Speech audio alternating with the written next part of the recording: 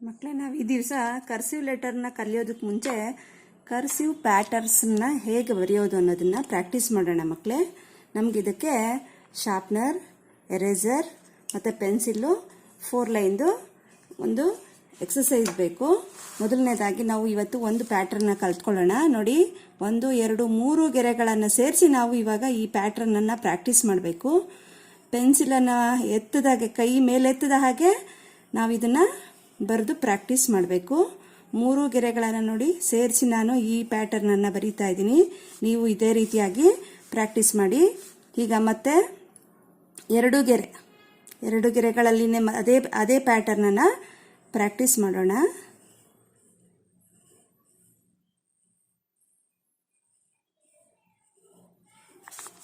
ಮತ್ತೆ 3 ಗೆರೆಗಳಲ್ಲಿ ಬರೆಯೋಣ.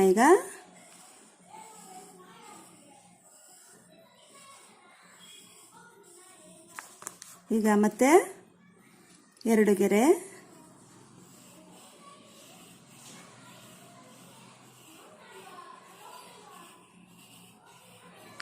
ಇದೇ ರೀತಿಯಾಗಿ ನೀವು ಇಡೀ ಪೇಜನ್ನು ಬರೆದು ಪ್ರಾಕ್ಟೀಸ್ ಮಾಡಬೇಕು ಮಕ್ಕಳೇ.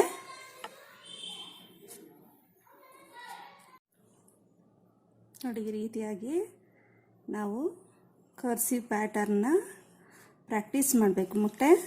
ಪ್ರತಿಯೊಬ್ಬರು ಕೂಡ ನನಗೆ ಒಂದು ಪೇಜನ್ನು ಬರೆದು ಇದನ್ನು ಫೋಟೋ ಹಾಕಬೇಕು. ನೋಡಿ, 3 ಲೈನ್ಸ್ ಮೇಲೆ ಪ್ರಾಕ್ಟೀಸ್ ಮಾಡಬೇಕು. 2 ಲೈನ್ಸ್,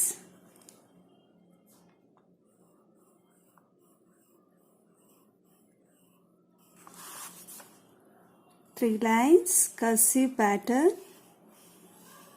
ಯಾವುದೇ ಕಾರಣಕ್ಕೂ ಪೆನ್ಸಿಲನ್ನು ಮೇಲೆ ಎತ್ತಬಾರ್ದು, ಎತ್ತದೆ ಹಾಗೇನೆ ಇದನ್ನು ನಾವು ಪ್ರಾಕ್ಟೀಸ್ ಮಾಡೋಣ. ನಿಮಗೆ ಮತ್ತೆ ಆಮೇಲೆ ಕರ್ಸಿವ್ ಲೆಟರ್ ಬರೀಲಿಕ್ಕೆ ಈಸಿ ಆಗುತ್ತೆ.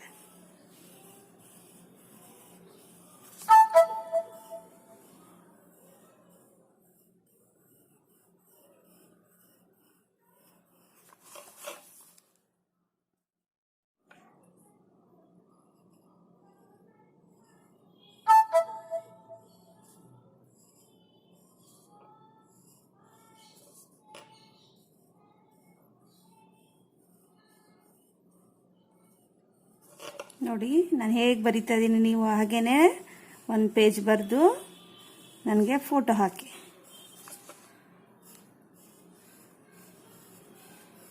ಪ್ರಾಕ್ಟೀಸು ನೀವು ಎಷ್ಟು ಪೇಜ್ ಪ್ರಾಕ್ಟೀಸ್ ಮಾಡ್ತೀರೋ ಅಷ್ಟು ಚೆನ್ನಾಗಿ ನಿಮ್ಮದು ಇಂಗ್ಲೀಷು ಕರ್ಸಿವ್ ಲೆಟರ್ಸು ಬರುತ್ತೆ.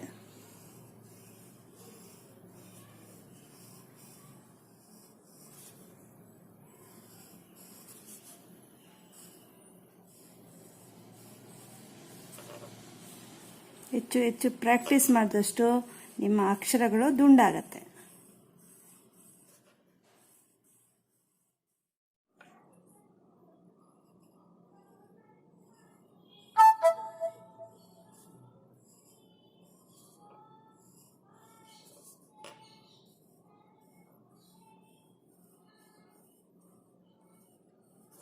ನೋಡಿ, ನಾನು ಹೇಗೆ ಬರಿತಾ ಇದ್ದೀನಿ, ನೀವು ಹಾಗೇನೆ ಒಂದು ಪೇಜ್ ಬರೆದು ನನಗೆ ಫೋಟೋ ಹಾಕಿ.